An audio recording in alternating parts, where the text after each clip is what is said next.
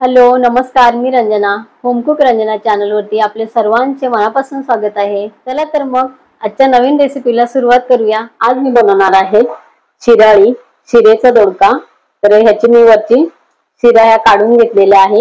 याआधी मी शिरेच्या दोडक्याची भाजी मी माझ्या चॅनलवर दिलेली आहे। घेतलेली आहे मी अर्ध्या वाटीपेक्षा कमी ही मूग डाळ आहे भिजत लावलेली। तर ही रात्री मी सालीची मूग डाळ भिजत लावलेली होती, याची साल मी काढलेली नाहीये, साली सकट ही डाळ घेतलेली आहे।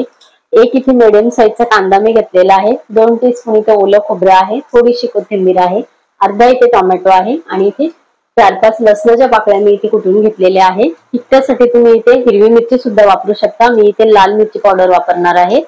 तर चला मी हे शिराळीला फोडणी घालायची तयारी करूया। हे मी पॅन ठेवलेला आहे, 2 टीस्पून इथे तेल घालणार आहे। तेल छान गरम झालेले, अर्धा टीस्पून इथे मी जिरं घालणार आहे, राई इथे मला घालायची नाहीये। इथे आता लसूण घालून घेणार आहे,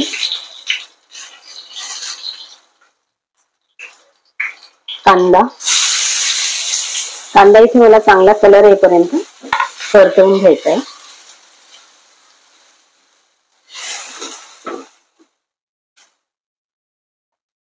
इथे आपला कांदा छान झालेला आहे। इथे आता मला अर्धा टीस्पून घालायचा आहे धना जिरा पावडर, 1 चिमटीवर घालायचा आहे हिंग आणि थोडीशी अर्धा टीस्पून पेक्षाही कमी तिखट आहे।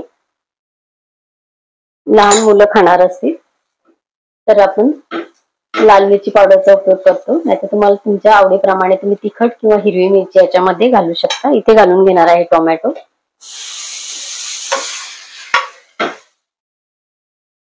इथे आपला टोमॅटो थोडासा नरम झालेला आहे, इथे आपण घालतो अर्धा टीस्पून पेक्षा कमी इथे हळद आहे। आपल्या भाजीची जेवढी क्वांटिटी असेल त्याप्रमाणे आपण तिखट मीठ हळद घेत असतो। इथे घालून घेणार आहे मी आपली सालीची मूग डाळ जी भिजत लावलेली होती रात्री। थोडस आपण पॅनवरती झाकण ठेवून पाणी गरम करून घेणार आहोत आणि आपली डाळ जराशी आपली दबेल अशी आपल्याला शिजून घ्यायची। नंतर आपण मग इथे भाजी घालणार आहोत। इथे आपण करतो, आपल्याला हवं तेवढं आपण इथे वापरणार आहे। मी इथे एक अर्धी वाटी तरी पाणी गरम करायला ठेवलेलं आहे। इथे आपलं पाणी गरम झालेलं आहे, आपण थोडंसं इथे पाणी घालून घेणार आहे।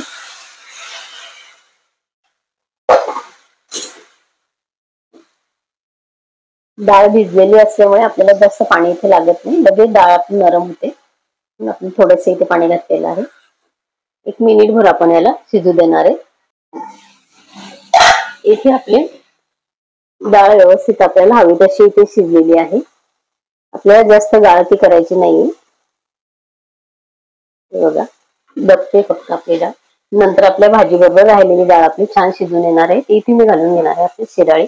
फळभाज्या मुलं खात नाहीत म्हणून थोडस त्यामध्ये अशी डाळी वगैरे मिक्स केल्या, थोडे वेगळ्या फ्लेवरचे केल्या तर मुलं सहज खातात। नुसत्या भाज्या आपण केल्या तर कधी कधी मुलं खायला कंटाळा करतात। ही भाजी नक्की करून बघा, मुलांना आवडेल। इथे घालून घेणार आहे कोथिंबीर आणि आपलं ओलं खोबरं, चवीपुरतं इथे मीठ घालून घेणार आहे।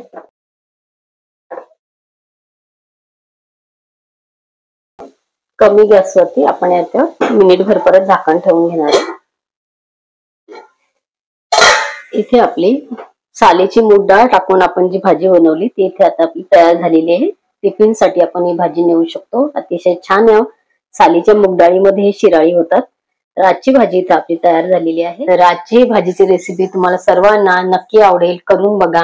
अतिशय छान ही भाजी लागते, टिफिन साठी तुम्ही नेऊ शकता, नाश्त्यासाठी किंवा लंच टाइमामध्ये पण आपण ही भाजी बनवू शकतो। तर लवकरात लवकर पटकन होणारी अशी भाजी आहे। तर ह्या भाजीची रेसिपी जर तुम्हाला आवडली असेल तर होम कुक रंजना चॅनलला सबस्क्राईब करा आणि बेल आयकॉन सुद्धा दाबा, नवीन येणाऱ्या छान छान रेसिपीचे नोटिफिकेशन तुम्हाला मिळतील। भेटूया परत असंच एका छानशा रेसिपी बरोबर उद्या सकाळी 11 वाजता। Bye bye.